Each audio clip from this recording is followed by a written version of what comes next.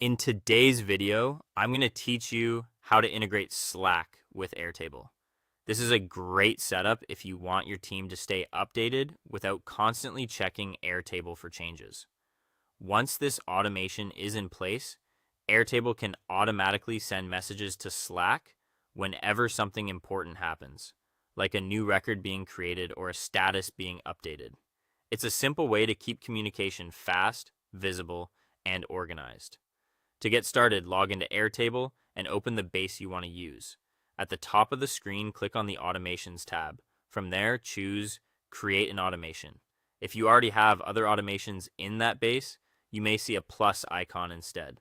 After that, click Add Trigger and choose the event that should cause Airtable to send a Slack update. For example, you can use a trigger for when a record matches certain conditions, which works well for status changes, or when a record is created, which is useful for new leads or incoming form submissions. Once your trigger is set, move to the Action section on the right-hand side and click Add Advanced Logic or Action. In the Integrations menu, hover over Slack and then choose Send Message. If you want a more interactive setup, you can also select Send an Actionable Message, which allows people to respond directly from Slack. Next, you'll need to authorize your Slack account. In the Slack account dropdown, click Connect New Slack Account. A secure authorization window will appear. Make sure the correct Slack workspace is selected, then click Allow to complete the connection between Airtable and Slack. Now it's time to customize the message. Under Select a Channel, search for the Slack channel where you want the notification to appear and select it.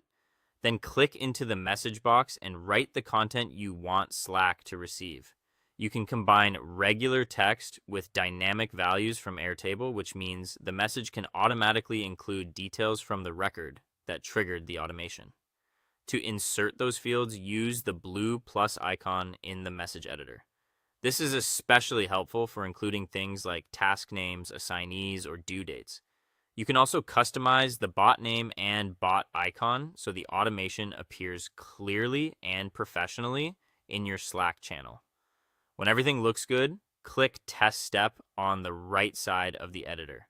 Then open Slack and check the selected channel to confirm the message appears correctly and is formatted the way you want. If the test looks good, go back to Airtable and switch the automation toggle from off to on. Your Airtable to Slack automation is now live and ready to keep your team updated in real time. That is all. Thank you for watching and see you guys in the next one.